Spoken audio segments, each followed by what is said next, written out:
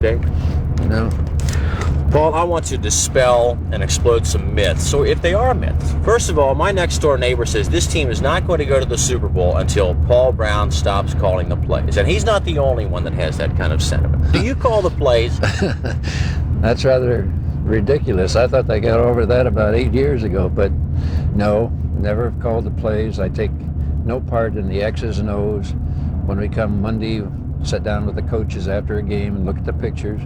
Then we talk about personnel or general things that might be helpful. But whenever I leave the room, I said, now you guys do what you feel you want to do. It's up to you. You are ultimately responsible because you're the general manager for the personnel that's on the field? I certainly am. That's part of the job. And we talk about making moves to bring in somebody when there's an injury. It's a general discussion of what happened in the day before the football game. Another myth, Paul Brown doesn't want to win. Well, that's a new one. You should tell that to some of my golfing buddies. No, that's a ridiculous thing.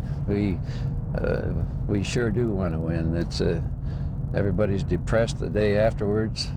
My wife goes into general funk. It's the whole family. It's a downer, and we sure do want to win. Anybody that thinks like that has to be a little bit. Well, I won't say it. Another old saw that we hear is that Paul Brown, for all of his innovations and all of his contributions to the game over decades, the game has somehow passed him by. Well, I'm not coaching. I'm just a general manager and position of ownership, and it has nothing to do with the game itself on the field. And that goes, I guess, with as you get older. You know, there are some people want to get rid of everybody that's over 50. Mm-hmm. And it's I don't think it's right, but that would have that kind of theory. It'd have something to do with people who might say that, because, as I said, I'm not coaching the football team. One final professional question. I'll have to move into some personal areas, if you don't mind. If the season, for whatever reason, were to end this Sunday against the New York Jets, how would you grade out the 1986-87 football season for your football team? Mildly disappointed, surprised, crushed? Well, if we're 10-6, I think that's a respectable record. I think if we get into the playoffs, it'll be considered by yours truly as a reasonable season, pretty good one. If we end up 9-7, that'll be disappointing. It's just the way it is in our game. The bottom line counts a great deal, and believe me, we sure want to win, just like the coaches do. The most influential person in your life? Well, you always start there with your parents, my dad and my mom. From a football standpoint, it would be my high school football coach, Dave Stewart. He was the coach at Massillon for the years when I played there.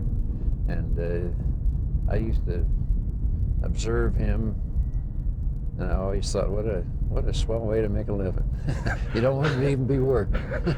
What motherly and fatherly traits did you inherit, do you think you inherited, that have helped your career and helped you personally as well? Well, they were different kind of people. My father was chief dispatcher on a railroad, very demanding, you couldn't make a mistake type of position, or you'd have trains running together and things of that sort. He was very meticulous, very ordered, was a reader. It's that type of person. My mother was the fun one. She enjoyed competing at anything that you could compete with her in. I always thought about when I'd come home from college, I wouldn't hardly walk in the front door and she'd say, "Paulie boy, here it is. You have a table set up there ready for a gin game with me." Well, this is, she was the fun one of the two. And it was, I guess I'm sort of a combination of the two. You were a pretty good athlete, all-around athlete as a youngster. Why football? What appealed to you about football above basketball and baseball, for instance? Well, I lived in Massillon, and that's the only thing that's important there is the football. I was the captain of the basketball team at Massillon, I played college baseball, center fielder, and leadoff batter at Miami, at Oxford.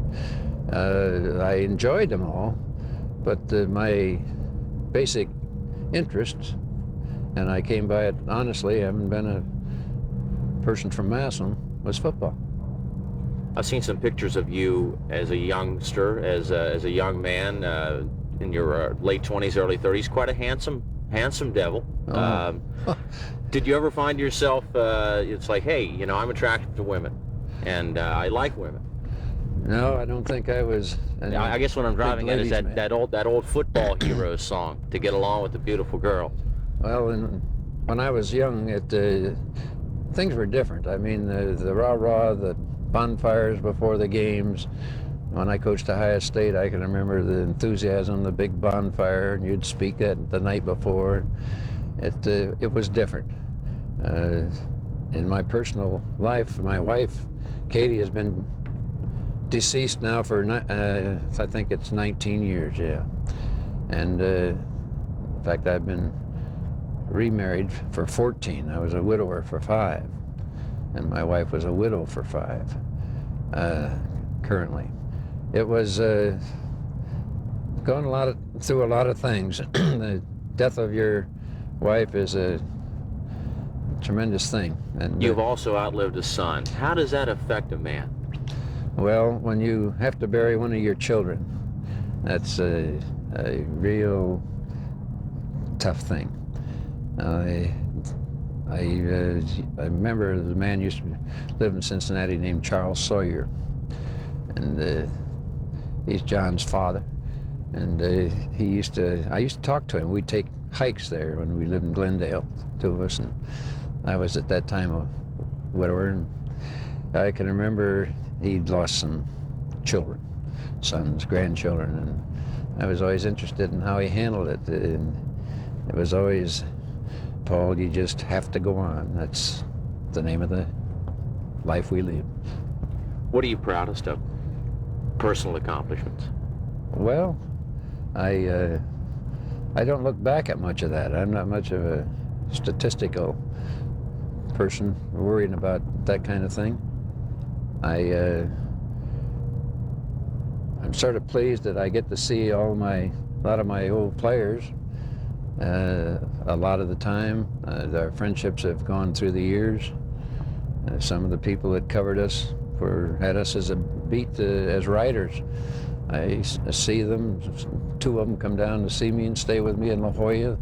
Way back, the man that covered us at Massillon, Luther Emery, and his wife and daughter come to see us out there. And of course, there was Paul Hornung at Columbus. I could just go right down the line with these people. Dick Forbes here. These are friendships that were more than just the fact that they were our writer. That's the word that we get on you, is that you are very intensely loyal to the people that have been with you all along, to your friends and associates. Well, thank you. I like that. It's a genuine feeling that I have for these people. We went through a lot together. I'm not saying that they didn't write what they had to write, or that's what they're supposed to do. And of course, we make errors in the way we run our teams, but friendship transcends all that. But close on the heels of that, we have to say that you've also been called ruthless, cold-hearted, bottom-line minded, hard-nosed. Does one go in hand with the other? Well, first of all, I don't want to lose that image. That all started when I had the Browns, and we'd play in New York, and Giants were our big rival, and we were winning more than our share, a lot more. And it was at that time I became the cold, deadly, brutal. It was great. That's the way the New York paper started it. And once they hang something like that on you, it just seems to, it's there. It comes up every time somebody has to write a column.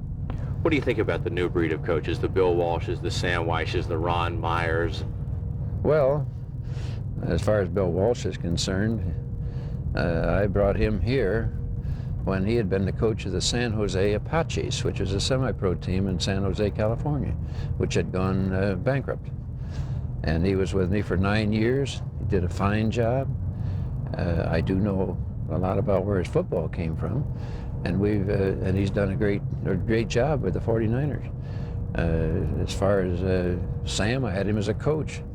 At the time, I knew that he was extremely bright, and I thought I would never use the word innovative, but I thought he had a nimble mind, which he does have. But beyond that, I liked the way he performed too. He wasn't a great player; he was an overachiever, and a good person. His wife said it best in the paper. She said he's such a nice man. But of course, you make a mistake, and right away, you carry it for a long time. How do you want to be remembered for a long time? Well, if I'm gone, it doesn't make a whole lot of difference. Really, I'd like to have been a square deal. I'd like to have people think that I tried to do the square thing, the right thing. I make no claims. It's a kind of an existence as a coach that calls for a lot of people having opinions about your team or you or whatnot.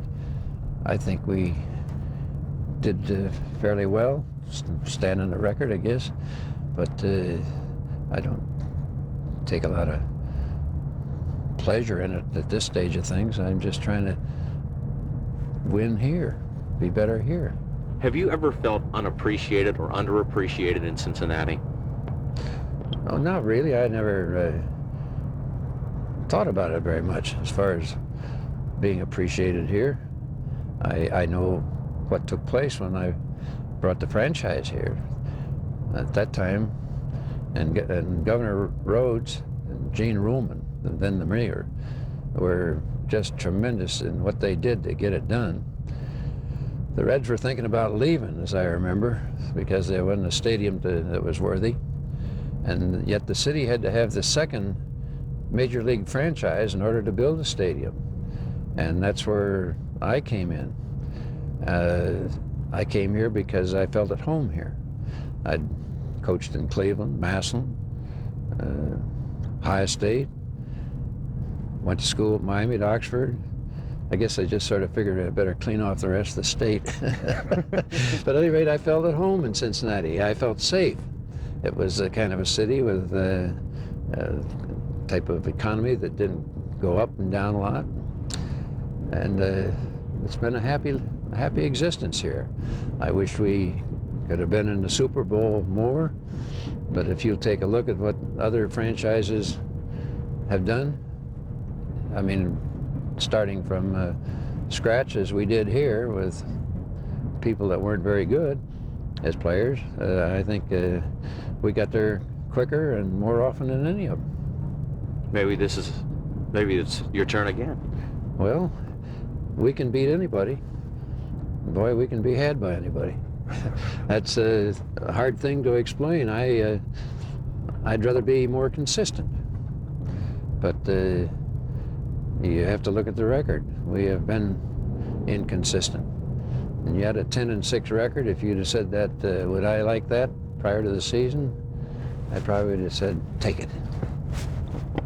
Thank you. You're welcome. Okay.